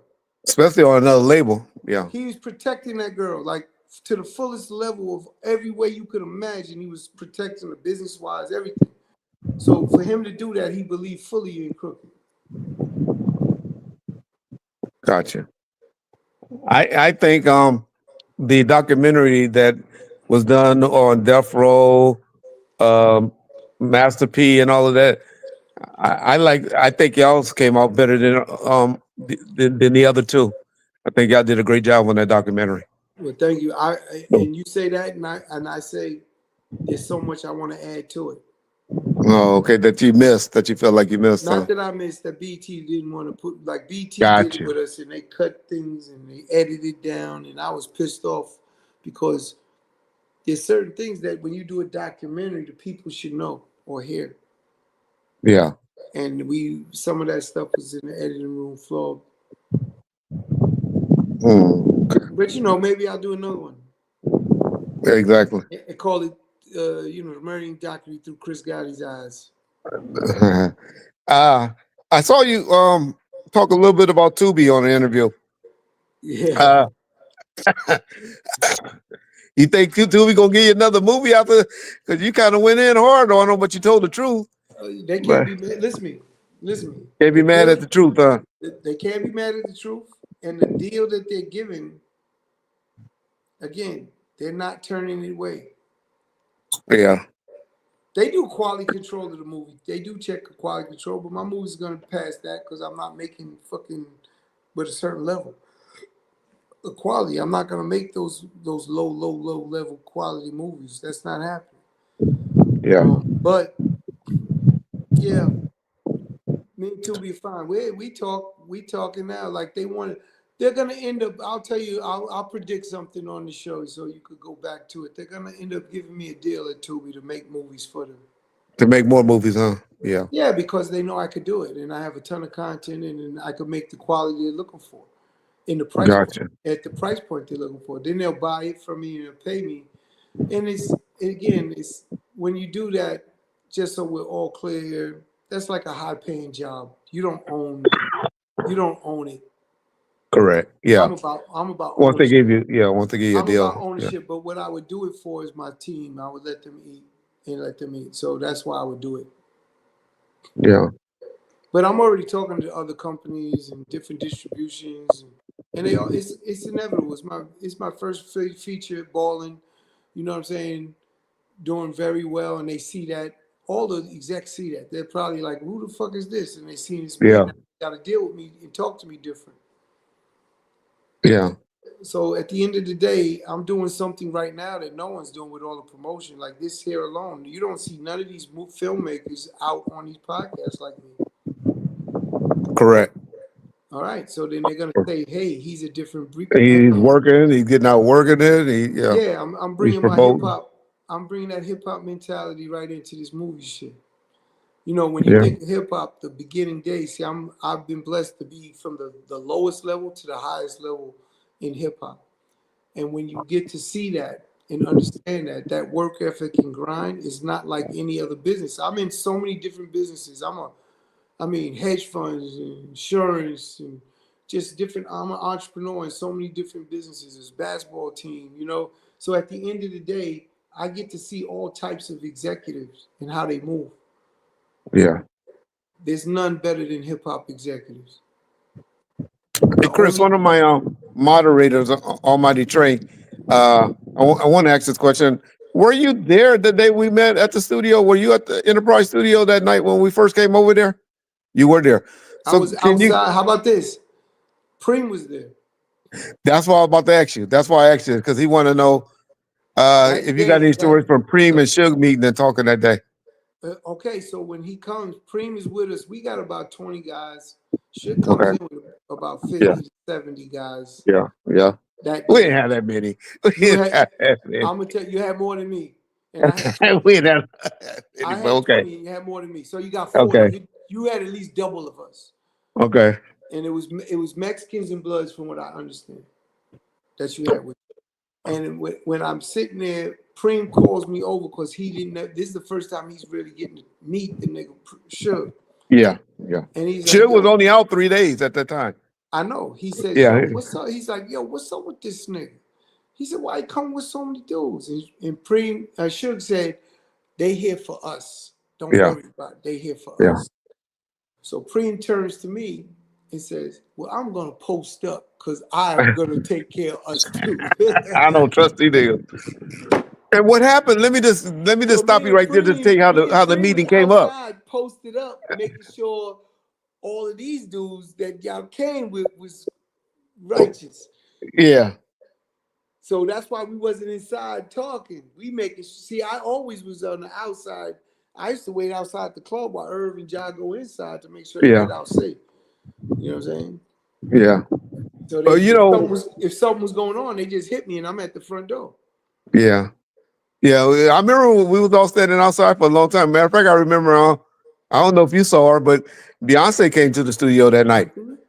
She was working in one of the other studios. Beyonce, she, yes, I'm not going to say nothing. Beyonce came. She came, But anyway, But, okay, well, so there you go. But I remember, I'll tell you a story right quick. Almighty Trey. Do y'all know Crooked Eye wore Preem's fur jacket in the video? Yeah. With that he was in for Ashanti. That's right. Preem let him wear his fur jacket. Yeah. That chinchilla. Yeah, that chinchilla. People didn't know about chinchilla then. We only knew about we didn't know about the chinchillas yet. Yeah. Yeah. We was moving around with so many dudes from all over, man. That's why I said the movement we had was it was special, because that video shoot, I had my Detroit dudes, I had my Houston dudes, Chicago dudes, my LA dudes, and New York dudes, all there in that video. It's crazy. Let me just correct the story on this. We wasn't running with the Mexicans yet. It wasn't no Mexicans with us that night when we came to the studio at Enterprise. Well, we hadn't hooked up with the Mexicans yet. What were they, Mexican Bloods? Oh, you know what? It might have been the Booyah. No, I don't think the Booyah Nah, I Tribe was know the with us yet. Booyah Yeah. niggas. I know Nah, the they wasn't Booyah with us niggas. yet. They wasn't with us yet. They wasn't I there. don't It was remember us not messing with them. no Mexicans yet, though. Yes, you was. I promise you, it was Mexicans. We had Mexicans with us that night. It was Okay. brown. It was brown and red. I promise you, because again, Uh-huh. and Suge would let me know these are brown. He would tell me. Okay. I didn't remember us having And we Mexicans stayed with us. outside. Me and Preem stayed outside that day. We was outside posted up, making sure y'all wasn't Yeah. on no funny business. Yeah. No, well, actually, not Chris, Irv had called because Jimmy had gave him the number to the office because they want to get that song cleared for Yeah. Pain. And Yeah. and so I answered the phone because most people didn't know Suge was home yet. And so I was like, I went and told Suge, I said, man, Irv and them want. He said, where they at? I said, they're in Burbank. He said, tell them we're on our way. Yeah. That's crazy. And then that's how it went. Yeah. That's what's up. History. Yeah. History. Yeah. That's history right there too. Yeah. And ever since then, I always knew y'all was all cool. But okay, well, Irv, I ain't gonna take up too much of your time. I know it's late on the East Coast. And man, I called you Irv. I'm sorry, Chris. But man, I'm so used to it. You believe me? It's what we are. Irv, we get called Chris, and I would get called Irv all the time. the 1-2 punch. Yes. Yeah. We used to say the Malachi brothers. I don't know if you watched Laverne and Shirley. They was on that TV show. I remember the two brothers, the little short one. Yeah, they had the curly hair. You remember? If one don't get you, the other one will. That's what we would say. Okay. But man, we really appreciate this. You blessing us with this interview. Born first, baby. This is what we do. We born first. I appreciate it, brother. And you want to do a movie with your Tubi once you get your Tubi deal? Let me know. I got some stories. My movies ain't stopping. I got another movie called Night Shift on the way coming. Already shot in the can. We about to get distribution. I got another movie called Cuzzo. It's Cuzzo 2. It's part 2. We shooting that. And I got another script that we're gonna do called Bodega. I mean, I got a remix to Scarface. I got movies after movies coming. Like I'm treating it like hip hop. I got this dude named Thomas Carter that wrote the #1 movie 2 years ago, Black Gold on Tubi. Okay. And he wrote a remix of a Scarface movie called Babyface. Oh man, I got to get that script over to you. I'm scared of scripts. I'm gonna tell you why. I ran into an issue with one of my homies. They said I read a script and I didn't. Oh. But see, I'm easy with it. But I don't want to deal with niggas with scripts now because you don't know how many scripts I might have already. And you'll think it was yours, and I'm like, nah, I had that. And then next thing you know, I got to deal legally. Got the movie or whatever because you're saying this and that, and then I just cut them in on it. That's all. I said, but I didn't want to keep fighting. You just go ahead and give it up, huh? It ain't worth the fight. But when you're dealing with this, one of my homies, so I did it like that. But I'm telling them, like, my nigga, I didn't read your shit. I never even got your shit. Gotcha. Hey, I'll ask you about a picture that's low. We should have talked about because on this show because that's something that people don't understand. How do you empower people when all they want to do is try and sue you? Oh, he took my shit or this and that. I'm like, nigga, fuck away from me. That's what it does. That's what it makes you do. And then they don't understand why no one wants to deal with you. That's why, because the minute you do, even if I didn't like it, you're going to twist something I did and say, oh, he took that from this. Correct. So well, we see that with the music business. That is not look at nothing. Somebody big right now getting sued where somebody said they wrote a song and I'm telling you, the game is fucked up, but niggas gotta understand why. They the part of the reason it's fucked up. Yeah. There's a picture out there with I don't think you was in it, but with your brother Irv and Suge and them before, like from 94, 95. I was there, but I'm not in it. That's with Rough Riders. That's when we first brought them together. That's DY, all of them niggas. Yeah. Bondo, you know what I'm saying? Yeah, I met DNY. I dealt with them a lot. I like those Rough Rider dudes, especially the one that didn't mess up his leg. I always get the two mixed up. Which one did mess up his leg? The one that did mess up. D messed his leg up. Okay, so Y is the one I had a great relationship. Y is the one in the white shirt next to Suge. D's in the middle behind him. Okay, gotcha. Yeah, good brother. Yeah. The Deans. Them boys is real. Were they trying to sign with Interscope that day, or were they trying to sign with Death Row? Yeah, they came out to get up with Irv had to help them get over the Interscope, and that's why we out there. I forgot the name of that hotel we at. Oh, I can tell you. I know where they put you. at the West, the W. What they call it, the one right in Westwood. Westwood. Yes. Shit, I That's can't it. think of the W. I think it's called the Westwood. Wasn't it? It's in Westwood, whatever the one. Yeah, I don't remember the name of it. If you said it, it's I'm the like, that's W. it. The W. I forget it, but Interscope But used to yeah, hide everybody there. that's when we was Yeah. out there. We brought her. That's when we got Suge. That was actually the first meeting of us with Suge officially. Okay. But we Yeah. didn't do business with him. We just met him No. because he met up with D&Y, Yes. and we met him, but we didn't fuck with him yet. Yeah. Yeah. Okay. Well, once again, appreciate you, man, and your time, and For sure. hope everything work out. And man, I hope we can do something in the future together. It sounds like a plan, man. Bomb first, Reggie. We here. All right, Chris. Appreciate you. Thank you. All right. Thanks again. So, once again, Mogul Giant, appreciate you, man. I hope y'all liked that interview. Hope y'all liked it. I think he did a good job. He was real patient with us, and Yeah. asked questions, that we wanted to ask. He didn't run from anything. So shout out to Chris Gotti. Yeah. Yeah. That was a great interview, Reggie. Yeah. I got another picture I want you to put up, Joe. That's been making rounds around the internet. Who are the three people in the picture that y'all see? Four people that three y'all know. One that y'all always say is somebody, and I just want to correct y'all. And tell y'all who that is or who that was. So, can anybody name the three people in that picture? Well, the four people. Three, y'all better know.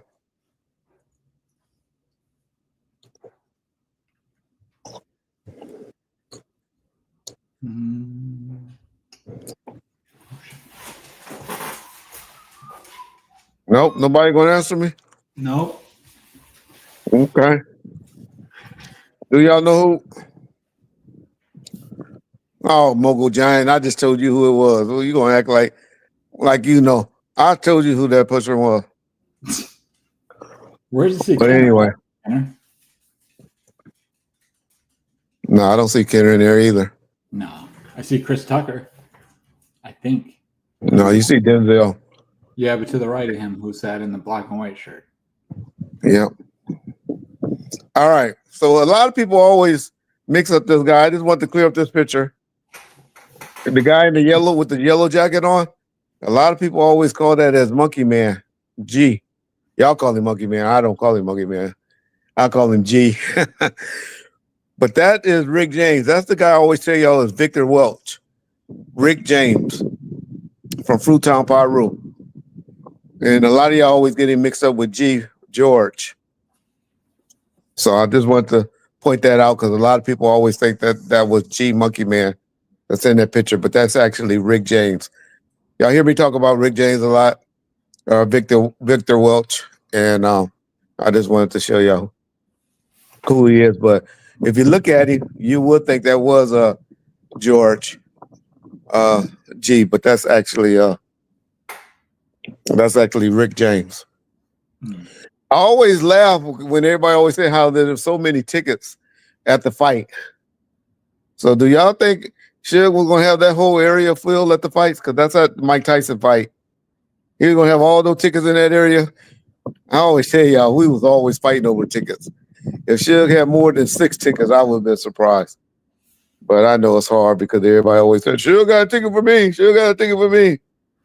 Trust me. Down there, even if you had the money, it was still hard to get the tickets just because who was around and who was in the audience. But that's all I want to point out. We're not going to make this video too long because we want y'all to go back, listen to it, people to come and support it. When we make them too long, then we don't get the views. And we need the views now. We're getting our channel back going and popping. And so we need y'all to go and like it. Y'all never hear me say this word, but I'm about to say it. Like it and subscribe. Y'all hear when people say that? Y'all got me saying that now. But yeah, if y'all can do that. And if y'all don't have any more questions, we're gonna try to end it right at 9 o'clock. So we have a 2-hour stream. So we're gonna give y'all 10 minutes. Y'all got any questions? If not, me and John will get off. John, you got anything you needed to touch on? I don't think so. No. Okay, somebody T. Reggie, in the past live, you allude Akon Smart City in Africa not coming up. I told y'all that. The news just came out the last 2 weeks that it isn't happening. Man, I told y'all that was a scam. That was some bullshit, but thanks for pointing out that Reggie Wright told it first, T. Because I told y'all that was some bullshit, but everybody told me, oh, you just a hater. You don't know what you're talking about. And I said, okay. Who's a dream interview? Ooh, Tupac. Well, I guess I have to be dead to go there, huh? So I don't want to say that. I will say Snoop. Snoop been all over the place. I'm not gonna say, somebody like a David Kenner or Jimmy Iovine. Yeah. Just so y'all can get some things would be my dream interview. If I'm keeping it real, David Kenner, or maybe Jimmy Iovine. I would love the '90s Suge Knight to speak before 95. Suge was actually a good dude. Wasn't a liar. Wasn't a bullshitter in the 95. I think later on in life he just became a bullshitter. And so Suge before 95, David Kenner or Jimmy Iovine will be my dreams interview. If y'all want to keep it real. Yeah. David Mack and Rafael Perez would be good too. Just to clear up all the bullshit that the liars been putting out there. Yeah. That would be some good ones. Yeah. Mr. Reggie, your top 5 rappers of all time. All right, I done said it a few times, but no particular order. Snoop, Tupac, DMX, Ice Cube, and maybe E40. Or Too Short. E40 or Too Short. If I'm keeping it real. Yeah. Reggie, in the past life, you allude to Compton PD taking over a hotel during the LA riots. Who put? Well, it was owned by the city, so nobody. It was owned by the city. So yeah. And it was only certain people that got rooms that night at the hotel and stuff. But the city was owned by the hotel was owned by the city of Compton at that time. Yeah. Thought you would have said Trayvon. Now Trayvon is limited to me of questions. Trayvon would be good for Tupac stories. I'm getting a lot of people. I'm thinking of trying to put something together. I get a lot of employees after Queenie did that interview. A lot of ex-employees want to come and do an interview. I got to try to figure out, get a budget where we can do like a round table. Because some was in Atlanta. Some, they all over now. But I think that would be a great interview. I wish I was talking to Art because I know he'll have the budget to do it, where he can get a round table about 5 people, that ex-Death Row employees, and just sit around and tell stories. And I got like 5 or 6 people that I think y'all want to hear from, but I just don't have the budget to do it. CCL will be down. Risky. Isis, she reached out after the interview, the young lady that from Queenie. Nice. Well, I ain't gonna tell the names because everybody be running to them. Yep. But but there's a lot of people that want to do it. But I think it would be nice to do something like that. That's what I'm trying to put together one day. It would be cool, like a group atmosphere where it's like what you're talking about, like a round table where it's more of a it's more of just people talking amongst themselves, retelling some of these stories from their perspective, and somebody chiming in and being like, "Oh no, remember that day this happened?" Yeah, we can be like, "Oh yeah, you're right. I remember that wrong." We're in real time where people can kind of compare stories and talk about stuff. And yeah, that'd be Totally agree. Totally agree. that'd be cool. Yeah. Let's see. Well, how much would all that cost? I don't know. It's mainly nobody would charge us to do it. It's just getting a location, which that ain't too expensive. Yeah, You can get any meeting hall or place, but just the flying. main expense would be flying people in, getting them in a hotel, and all of that stuff. But yeah, I would love to do an interview like that. We may try to get that by the end of the year or something. Yeah. Yeah. Maybe I'll make up with Art and try to get him to do it, because I think it'll do good on his channel. But who knows? Me and John may come up with the money. We'll see. John, who robbed more Preem at the office? I didn't hear about that. Same. Yeah, I don't know what you're talking about on that, old man Trey. I never heard he got robbed at the office.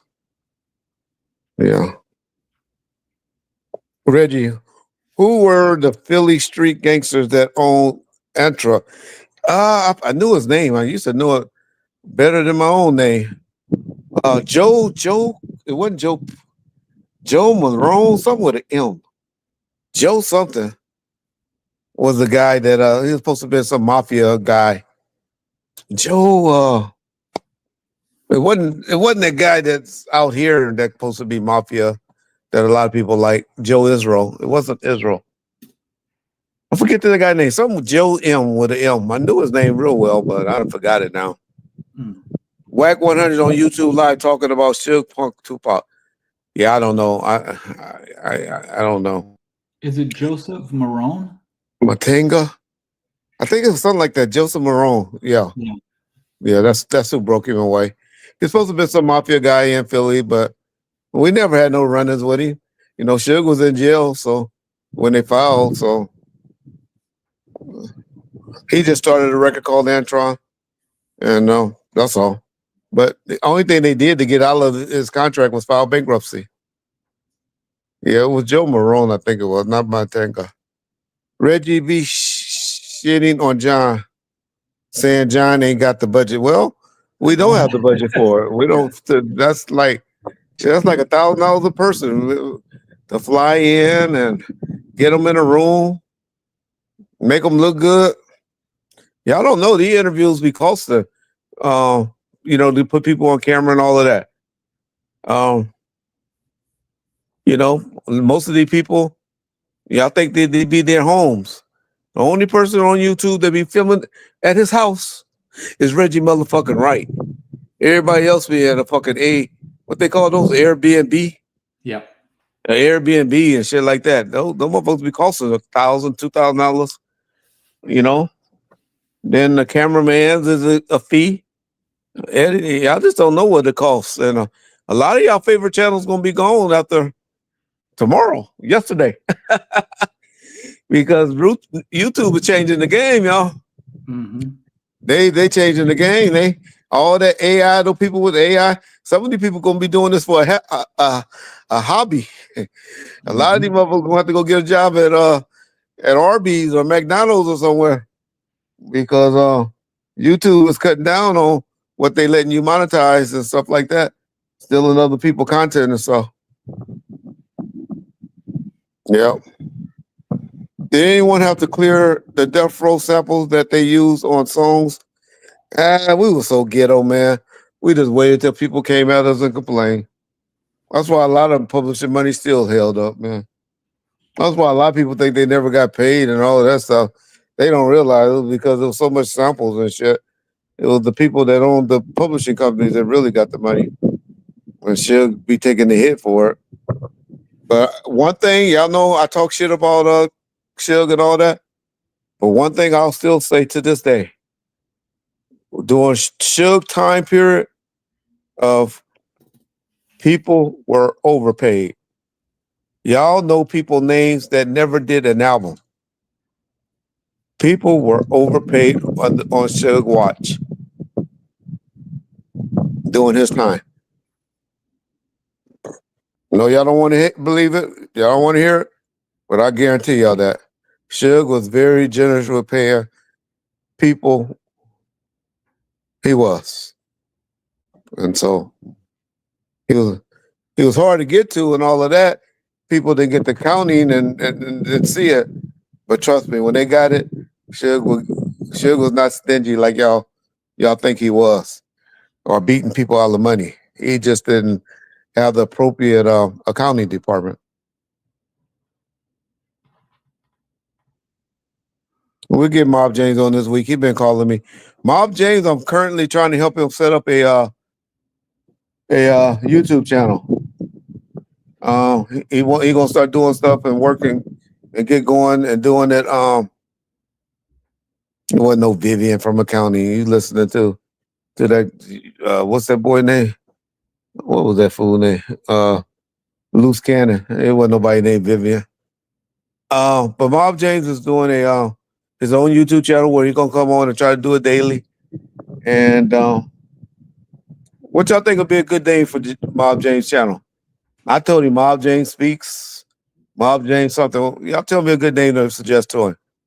He don't want to use the name Mob James, but I told him that's just like changing the arch. That's like McDonald's trying to change their name to McDowell's or some shit like that. People already know that name Mob James, and so you use it. Mm-hmm. But y'all tell me a name that y'all think I should.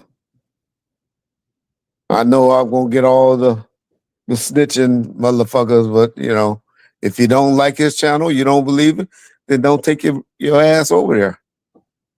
Well, Mob James is a friend of Bomb First and a friend of Reggie Wright. Mob James Speaks, huh? Yeah, I think that might be a good one. Yeah. Okay, y'all. Well, it's that time. It's 9:00. I promise, John, we'll be off in 2 hours. Mob Stories with James McDonald. Ooh, that's a good one. Mob Stories. Now he got to keep the name Mob James somewhere. James from the Mob. James from the Mob. Yeah, I think he want to get away. James McDonald Mobs. Yeah. Well, y'all put it in the comment section and I'll send it to him. And I think I like the name. I think Mob James needed to still be in there somewhere, just because he doesn't use that name, and that name is so out there. Mob in the hood. Okay, y'all. But appreciate y'all. John, I know it's something we need to touch on, but I can't think of it. But me and John will be taping this week, and so we'll get some good stories out there. Y'all see anything out there that needs to be touched on, put it in the comment section. Y'all know I'll be policing the comment sections every at least the first 12 hours of each video. And so if y'all get something y'all need us to talk about, put it in there. And appreciate y'all coming on the stream. Shout out again, Chris Gotti and my boy Mogul Giant for setting it up. Mm-hmm. And of course, John for putting everything together. And also, it wouldn't be worth doing all of this if it wasn't for you guys. So appreciate you guys for coming on and checking us out and supporting us. Yeah. I appreciate y'all not doing too much hating in the comment section today. I appreciate that. And yeah. John, you got anything else? If not, we'll end it here. No, nothing that I can think of. All right. Well, let's go listen to Hater Whack 100, see what he's talking about. Sounds good. Peace.